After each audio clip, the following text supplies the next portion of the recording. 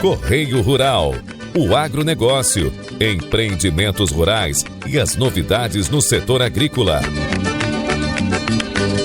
Apresentação: Sandro Fávero.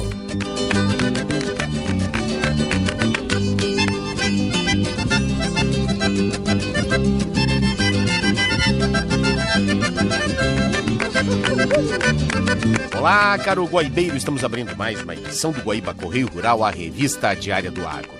Hoje é terça-feira, dia 2 de dezembro de 2025, aniversário dos municípios gaúchos de Gramado de Alto Alegre, Boa Vista do Buricá e Nova Hartz. Nosso programa tem um oferecimento do Senar RS, Força para o Agro. É força para movimentar toda a sociedade. E Banrisul, crédito consignado CLT é no Banrisul. Nosso programa tem Giorgio Brum e Daniel Zucco na mesa de áudio, as gravações e edições de Cleiton Lopes e Luciano Vargas, a coordenação de central de Guilherme Silveira, reportagens de Giandro Michael, a gerência de jornalismo de Rafael Sequim, direção-geral de Claudinei Girotti, edição e apresentação de Sandro Fávero.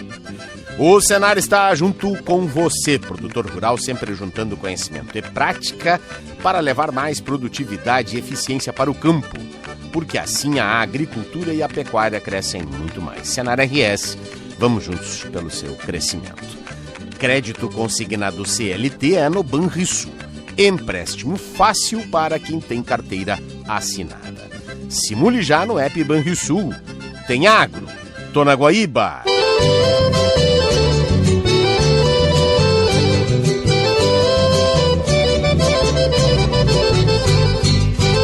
A gente abre o programa de hoje falando de orizicultura. A Comissão de Agricultura, Pecuária, Pesca e Cooperativismo da Assembleia Legislativa do Rio Grande do Sul debateu em audiência pública a isenção da taxa de CDO para o arroz em casca destinado à exportação. Ela é cobrada pelo IRGA e paga pelos produtores para financiar ações de apoio à produção de arroz no estado. A audiência pública foi pedida para discutir o projeto de lei número 386 de 2025 do deputado Felipe Camozzato. O texto propõe a isenção da taxa CDO na exportação do arroz como uma alternativa para amenizar a crise vivida pelo setor, além de tornar o arroz gaúcho mais competitivo no mercado internacional, como explica o deputado proponente da audiência pública, Felipe Camozzato. O meu projeto, que é a razão principal de ser dessa audiência pública, originou esse debate, provocou também o governo do estado para enviar um projeto à Assembleia em regime de urgência para oferecer condições para que os produtores pudessem ter um alívio na taxa CDO e também condições de incentivos para seguir produzindo. Entre os motivos da crise está o baixo preço atual da saca do arroz, juntamente com a queda no consumo. Isso faz com que o produtor mantenha estoques elevados e acúmulo de produtos. E as previsões para a safra 2025-2026 preocupam, porque a expectativa é que com a produção da nova safra se alcance o maior volume de estoque dos últimos 10 anos, como expôs o presidente da Federarroz, Denis Dias Nunes. Isso vai deprimir os preços, com certeza, da safra de 26, da colheita de 26, e aí nós temos aí dificuldade de crédito maiores do que tivemos nesse começo de ano, de 25, juros altos ainda. Isso vai tornar vai tornar impossível a atividade da cadeia arrozeira no estado do Rio Grande do Sul. Entretanto, a pauta do encontro não afeta apenas os produtores.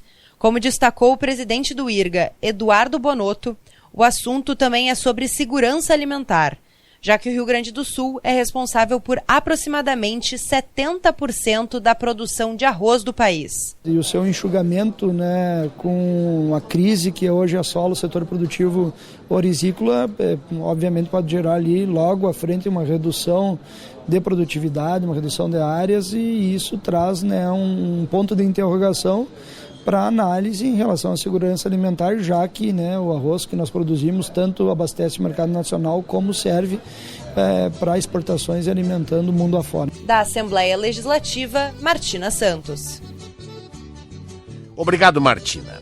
E agora o assunto é olericultura. O alho é a mais nova hortaliça contemplada no Programa de Zoneamento Agrícola de Risco Climático, que estabelece as regiões de produção e épocas de plantio mais favoráveis para o cultivo no território brasileiro.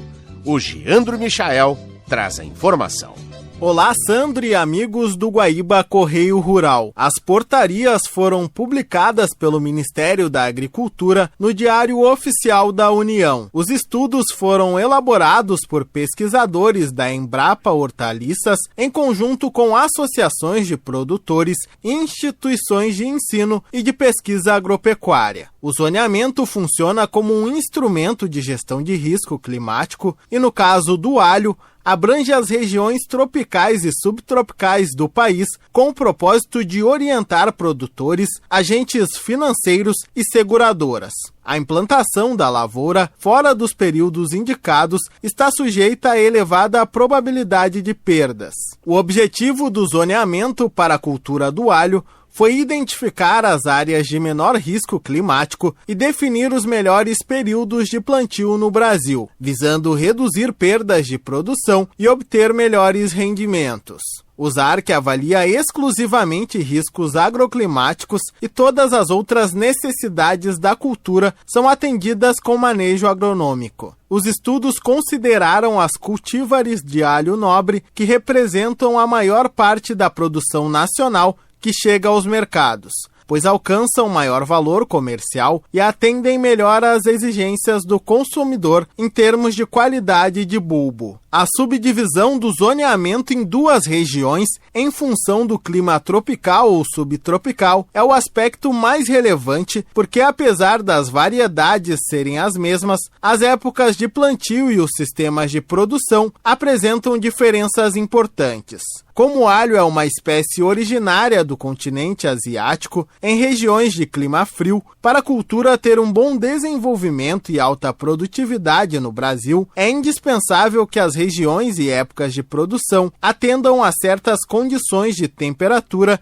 e fotoperíodo referente ao número de horas de luz por dia. As cultivares de alho nobre são originárias do sul do Brasil e requerem mais de 13 horas diárias de luz e temperaturas diárias mais baixas, entre 13 e 18 graus Celsius, para a formação de bulbos de bom tamanho e valor comercial. Cultivares mais precoces respondem ao estímulo de dias mais curtos, enquanto materiais tardios, como os alhos nobres, dependem de dias mais longos para conseguir formar bulbos. Em relação à temperatura, o alho exige temperaturas amenas entre 18 e 20 graus Celsius na fase inicial do ciclo, temperaturas mais baixas entre 10 e 15 durante as fases vegetativa e de bulbificação, e temperaturas mais elevadas entre 20 a 25 graus Celsius no período de maturação. O acúmulo de horas de frio é fundamental para a resposta do alho ao fotoperíodo, resultando em boa formação dos bulbos de alho e para a produtividade da lavoura. Da redação, Geandro Michael para o Guaíba Correio Rural. Obrigado, Geandro. E assim nós vamos encaminhando o encerramento deste primeiro bloco em nome do Senar RS. Força para o agro é força para movimentar toda a sociedade. E Banrisul, crédito consignado CLT, é no Banrisul. A gente vai para o intervalo e volta em seguida.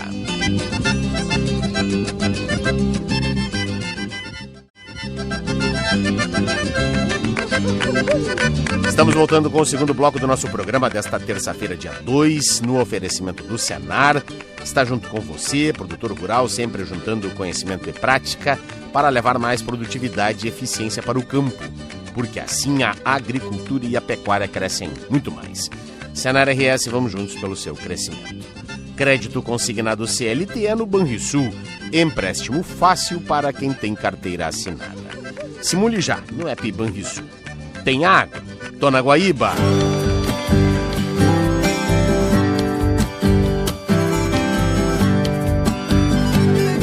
Bom, no programa a gente vai falar agora de uma atividade que aconteceu na última semana nos municípios de Alegrete e Uruguaiana, que receberam servidores da Secretaria da Agricultura do Estado e também equipe de pesquisadores e professores para falar sobre a hidatidose, não é? Então foram atividades lúdicas de conscientização sobre essa doença que é parasitária, que atinge cães e também, atenção, pode acometer os humanos. E as atividades aconteceram em escolas rurais, foram mais de 800 estudantes que participaram. E a gente vai saber um pouco mais, então, das características desta patologia, o porquê, não é, dessa ação, quem se envolveu e, claro, obviamente, como prevenir, então, a hidatidose. Para tal, está na ponta da linha para participar com a gente no programa a médica veterinária e pesquisadora Rovane Doyle, que é do Centro Estadual de Diagnóstico e Pesquisa em Saúde Animal, Desidério Finamor, o nosso IPVDF. Cara, Rovane, seja bem-vinda aqui à programação da Rádio Guaíba. Oi, tudo bem, Sandro? Um prazer estar com vocês. Satisfação é toda nossa.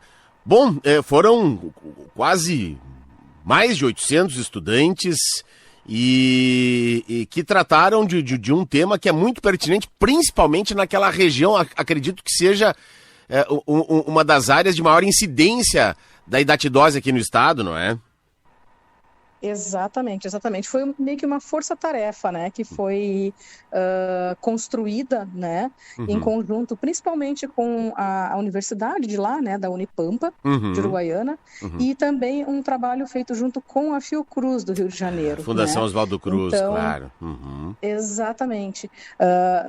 Na Fiocruz existe, né, um laboratório de referência em hidatidose, né, referência nacional em hidatidose, e eles fazem muito esse trabalho, principalmente com crianças.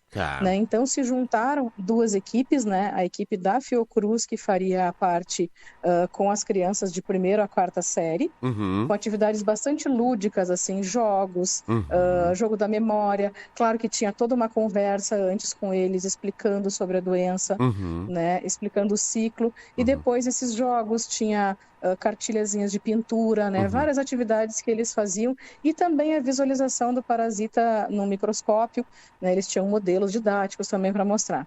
E a outra equipe, concomitantemente, pegava, né, os alunos do Fundamental 2, que seria do 5º ao 9º ano.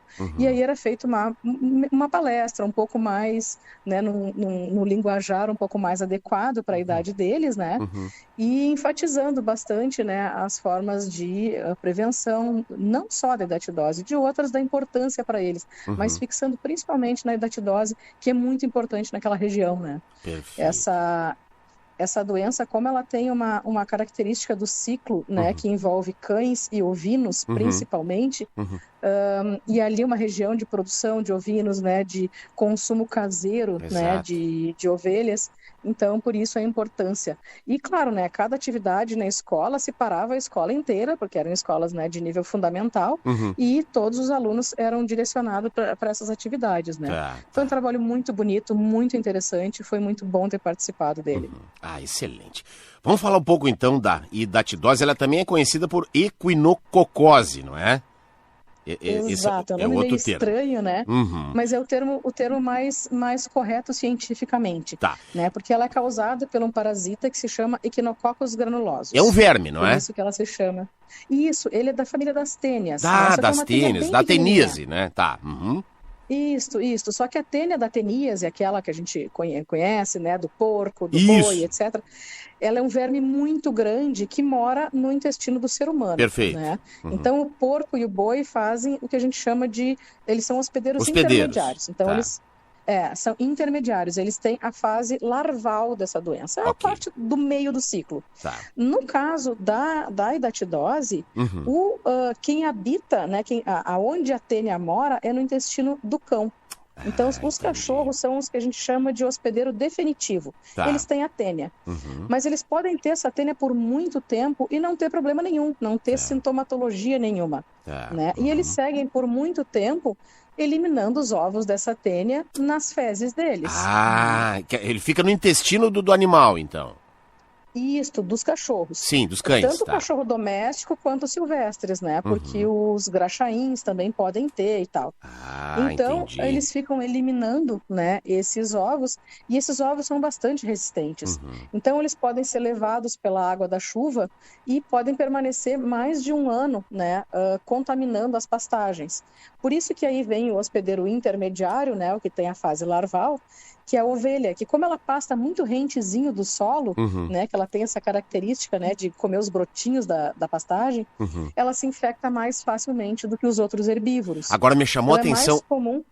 Perdão lhe interromper, mais de um ano fica vivo, mas ainda em que fase? Larval mesmo, no ovo, o verme em si? Não, o ovo desse parasita ele pode permanecer mais de um ano vivo, viável, no solo. Podendo eclodir. Dependendo das condições, exatamente, dependendo das condições de umidade, temperatura, etc., ele pode, inclusive, descer, né, pelas águas da chuva, descer pela coxilha, por exemplo, e contaminar áreas mais baixas, né? E contaminar hortas, etc. Por isso que é tão importante, porque o ser humano pode fazer a mesma função que a ovelha faz. Claro. Né? No momento de se alimentar de algum vegetal, né? Ingerir esse ovo e desenvolver a fase larval, que é o cisto hidático em si. Né? Porque essa forma larval ela parece uma bolinha d'água. Né? Inclusive a doença antigamente era chamada de bolha d'água. O que acontece na ovelha pode acontecer também em outros herbívoros, que eu falei, né? Bovinos, etc. Mas também no ser humano. Só que como ela tem o crescimento lento, essa bolinha d'água ela vai crescendo em torno de 1 centímetro por ano. Entendi. As ovelhas chegam a não ter sintomas, elas são abatidas antes disso e são achados. Achamos aqui no fígado ou no pulmão. Já no ser humano, conforme ela vai crescendo, com o passar do tempo, ela vai pressionando esses órgãos. Então, o tempo médio que aparecem os sintomas são 20 anos depois da infecção. 20 anos? Olha. Isso, que ela fica ali alojada e vai crescendo. A partir, normalmente, desse período, né, ela começa a comprometer os órgãos. E aí tem que ser feito, normalmente, cirurgias para remoção dela. Né? Vamos recapitular o ciclo, por favor, pesquisadora. Vamos lá. O cão é o hospedeiro. Aí ele expele pelas fezes, não é isso?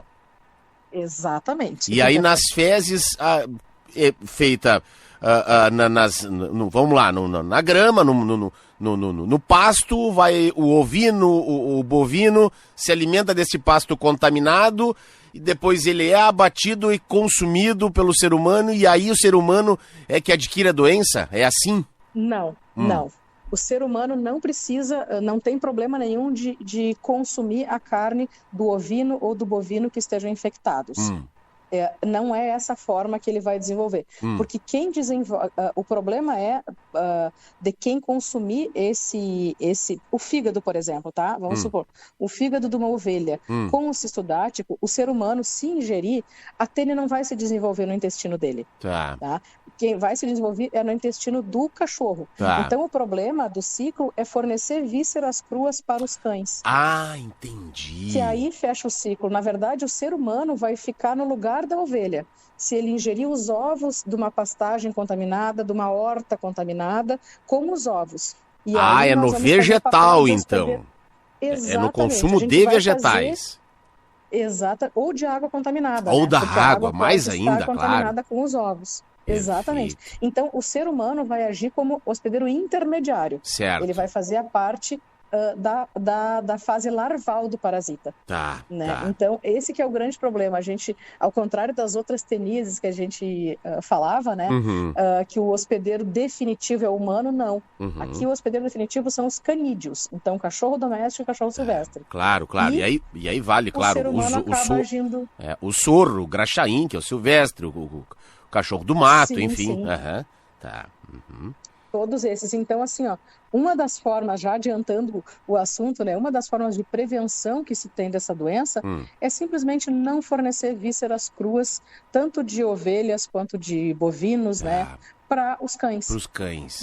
Se conseguir dar ferver, de momento que levantar a fervura por 5 minutos, a gente já consegue esterilizar essa peça, né, esse fígado, esse pulmão, e aí é possível deixar esfriar e se fornecer para os cães sem problema nenhum. Da mesma forma que fornecer, desverminar, né, dar vermífugos para os cães a cada 3 meses. Tá. Também a gente vai eliminar o parasita adulto do intestino desse cachorro. Perfeito. E claro, quando se alimentar de algum vegetal, de alguma leguminosa, enfim, lavar bem e a água também, no mínimo ferver a água, não é? Sim, onde não se tem possibilidade de água tratada, né? Sim. Só consumir água fervida ou filtrada, inclusive para lavar os alimentos, para consumir de outras formas, né? E também, né, lavar as mãos sempre, né, antes das refeições. Ajuda bastante, principalmente com as crianças, né? Pois é, e a gente tem muitos cães errantes ali naquela região, né? Inclusive cães que atacam ovinos. Esse é um problema também, não é? Pois é, se tem o grande problema, né, dos cães soltos, mas infelizmente ainda o ciclo se fecha muito mais, né, quando se faz o abate. Porque, por exemplo, o cachorro que vai, digamos assim, matar um cordeiro, por exemplo, ou matar uma ovelha, ele vai consumir primeiro as carnes. Né? Ele não vai consumir as partes menos nobres, né, que são fígado, pulmão, coração, etc.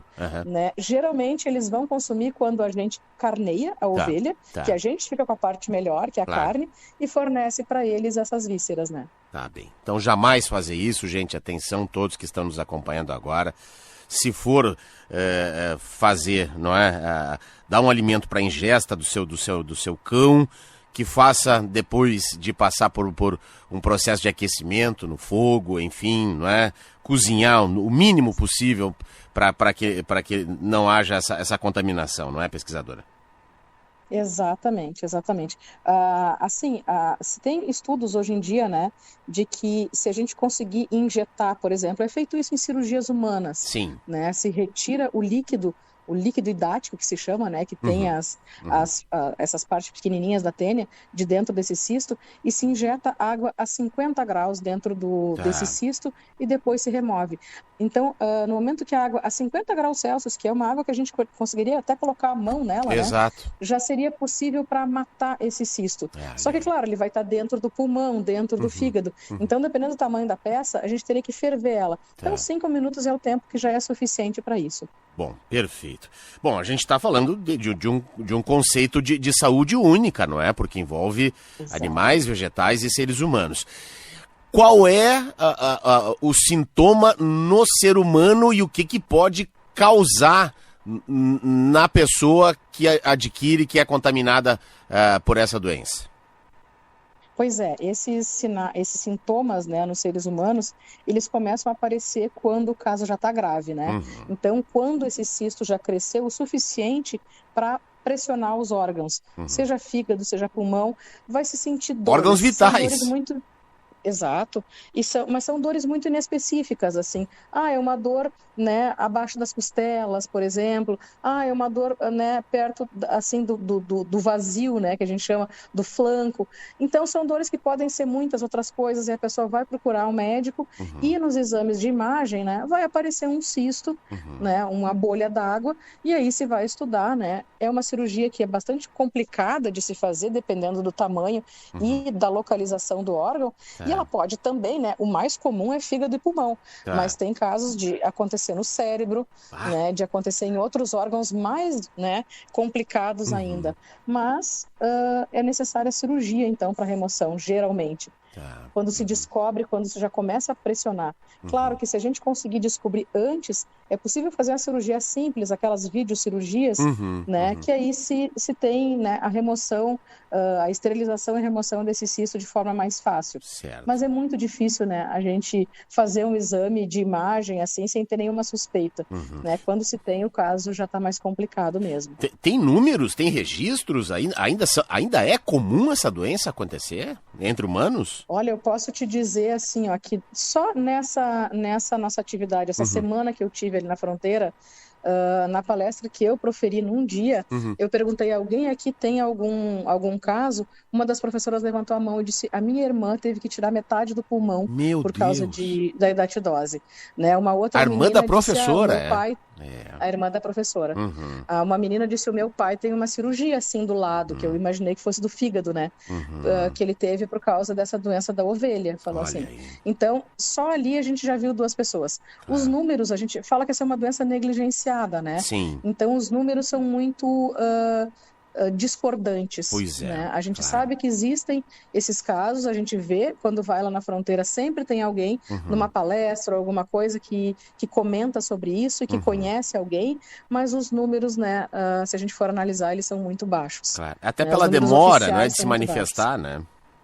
Sim, né? Até se buscar da onde que veio, né? Porque as pessoas acham que é só quem mora ou vive na fazenda, né? Na área rural. Mas, na verdade, quem nasceu e viveu até, digamos, 9, 10 anos ali, já tem risco, né? De ter se contaminado e vai desenvolver a doença, né? Só na vida adulta, quando já não estiver mais morando, né, na área rural. Que coisa, hein? Pois bem, tá aí, olha, um assunto muito importante esse que a gente está tratando aqui, DAT-Dose. Vocês têm planos de seguir fazendo esse projeto, levando adiante em 2026, Cara Rovaina? Sim. Esse projeto em si, né, que ele é basicamente, né, foi uma solicitação do Ministério da Saúde de se conseguir fazer esse trabalho, né? Sim. Esse que eu participei agora foi a primeira fase de um projeto que vai continuar. Então, a ideia era a gente conscientizar, principalmente as crianças, né, a respeito da doença, trazer um pouco de informação e já prepará-las, né, para o que vai acontecer em janeiro, que vai ser a segunda fase, que esse grupo, né, do Rio de Janeiro vai retornar e aí junto com uma equipe maior das secretarias de saúde que vão ser envolvidas também, né, do pessoal da Unipampa, etc., eles vão nas fazendas em si para fazer também, né, a transmissão de um pouco de conhecimento a respeito disso e coletas de cães e de seres humanos, né? Então, coleta de fezes de cães e de sangue de seres humanos para lá, né, na Fiocruz se fazer esse diagnóstico precoce, né, através dos exames de sangue para se saber se a pessoa já tem essa doença e tentar, né, combater ela antes de ser necessária uma cirurgia. Perfeito, tá aí. Bela ação desenvolvida pelas equipes da nossa Secretaria da Agricultura, juntamente com a Fiocruz e a Unipampa, não é? A partir aí de uma motivação lançada pelo Ministério da Saúde. Os casos, eles continuam sendo recorrentes, não é? Infelizmente. E pela demora, né? Pelo tempo grande, né? Para se manifestar, como disse a pesquisadora, pode demorar uns 20 anos aí para que a pessoa tenha noção, ciência de que está contaminada com a doença. Então, olha só, tanta coisa que acontece nesse período, né? Então, realmente... É verdade. É necessário mais do que nunca, então, adotar aí algumas ações, não é? Em não fornecer vísceras cruas aos cães, aos animais, vermifugar, né, a cada 3 meses. E ainda, claro, manter a higiene, né, na hora das refeições. Lavar muito bem as mãos, né? Perfeito. Excelente. Olha, belíssima entrevista com a Rovaina Doyle, que é médica veterinária. Tu estás em Eldorado do Sul, no laboratório agora já, de volta, não é? Sim. Retornei, né, na semana passada. Tá bem. E já retomei minhas atividades aqui. Perfeito. Né? E o pessoal da Fiocruz também já retornou pro Rio de Janeiro. Agora só aguardando para o que fazermos em janeiro, né? Tá, perfeito. Em janeiro vamos retornar à região. Que bom que teremos aí mais uma fase já no mês de janeiro. Cara Rovaina, muito obrigado pela participação. Portas abertas sempre aqui na Rádio Guaíba. Nossa, eu que agradeço. Estou sempre à disposição. Qualquer coisa é só chamar. Da mesma forma aqui. Grande abraço. Abração. Tchau. Chegamos assim ao fim de mais uma edição do nosso programa. Em nome do Senar RS, força para o agro, força para movimentar toda a sociedade.